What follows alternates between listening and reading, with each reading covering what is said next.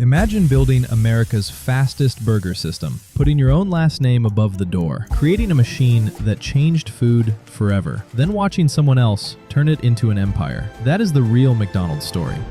Because Ray Kroc did not invent McDonald's. He did not invent the golden arches. He did not invent the fast food assembly line. Two brothers did. Richard and Maurice McDonald built it. But Ray Kroc saw a machine that could be copied. Not 10 times, thousands of times.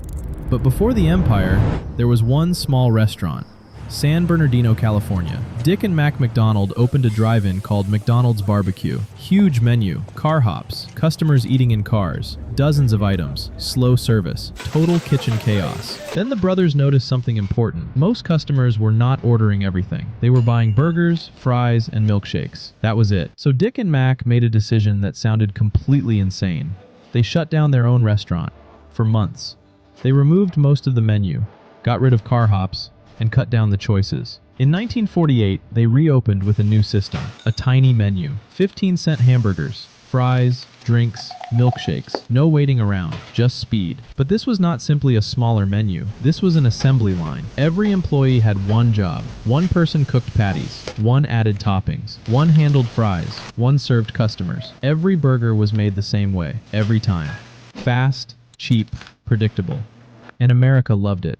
This was the speedy service system. Years before most people used the phrase fast food, Dick and Mac had built the blueprint. Serve more people for less money without slowing down. Customers lined up. The little restaurant became famous around San Bernardino. Other restaurant owners started noticing. Dick and Mac began franchising the concept. But Dick and Mac were not trying to conquer America. They wanted a business that worked, a business they could control, a business that did not destroy their lives. Early franchise experiments showed them the danger: slower service, messier kitchens, restaurants that looked the same from outside, but felt completely different inside. Then Ray Kroc showed up. Ray was not some young billionaire founder. He was 52 years old, after decades of selling whatever he could. He had sold paper cups. Then he became a multi-mixer salesman. He understood restaurants. He understood sales. But he had not built anything huge. Then one small burger stand ordered an unusual number of milkshake machines. Ray wanted to know why. So he packed his case, got in his car, and went to San Bernardino. When Ray arrived, he saw something that changed his life. Customers everywhere, cars pulling in, families walking up, and food moving out faster than he had ever seen. There were no confused waiters, no giant menu, no chaos, just a system. Burgers in seconds, fries in rhythm, every worker doing one thing perfectly. Dick and Mac were looking at one successful restaurant. Ray Kroc was looking at 1,000. Ray approached the brothers with an idea. Let him franchise McDonald's across America. Dick and Mac agreed, but they wanted control. That was why the brothers drew strict rules. No changing recipes, no changing the building,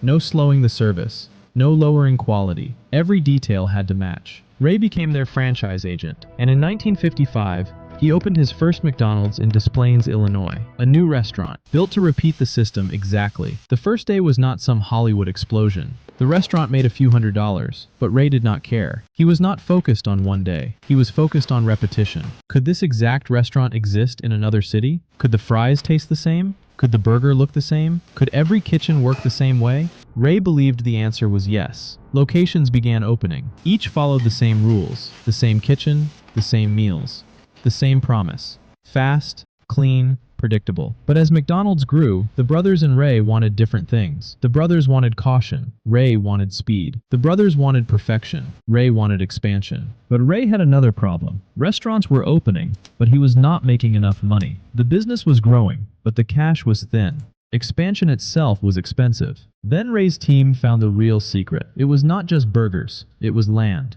Instead of only selling franchise rights, the company could control the property underneath every restaurant. The franchise owner could run the restaurant, hire the staff, serve the customers, but the company could control the system, the standards, and often the location itself. Every day the franchisee worked the restaurant, but the brand owned the process. And the land model made the business stronger, steadier, and much easier to scale. Suddenly, McDonald's was not only a food company, it was becoming a real estate business attached to a burger business. That changed the game. By 1961, the relationship with Dick and Mac had reached its breaking point. Ray wanted total control. The brothers wanted to leave the expanding business. The final price was $2.7 million.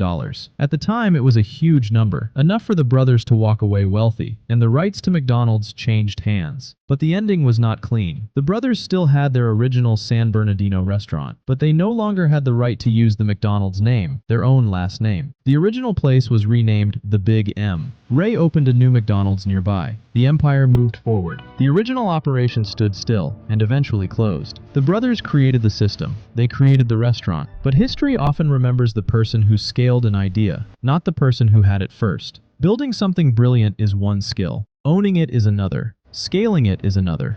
Protecting it is another. Dick and Mac were operational geniuses. They understood speed, efficiency, consistency. They built the machine. One task, one precise result. Ray Kroc was a relentless salesman and expansion strategist. He understood branding, franchising, real estate, and control. He built the empire. Without Dick and Mac, there would be no McDonald's system. But without Ray Kroc, it may have remained one legendary burger stand in California. Instead, McDonald's became a symbol of American business, a company that showed the world how to make the same product in thousands of different places. Then the system traveled beyond America. Different cities, different cultures. The same promise. A meal made the same way every time. So who was the real founder of McDonald's? The brothers who invented the system? Or the salesman who took it everywhere? Maybe the answer is both. Dick and Mac invented the machine. Ray Kroc turned that machine into a global business. Because McDonald's was never just about hamburgers. It was about systems. Do less, but do it perfectly. Again and again. It was about ownership. Not just making the meal, but owning the place, the process, and the standards behind it. It was about control, the details, the location, the quality, the experience. Every piece had to work together. And it began with one small burger stand in California. Two brothers, one radical idea, and a system so simple it changed the world. Ray Kroc looked at that little restaurant and saw more than burgers. He saw a machine. He saw a business. He saw a future. He saw a tiny burger stand and believed it could take over the world. That belief created one of the most powerful business systems ever built. So the next time you see a fast meal slide across a counter, remember, behind it is not just food. It is a system designed to repeat. That is the real McDonald's story. Not just burgers, systems, ownership, control, and one man who saw a small restaurant and imagined the world.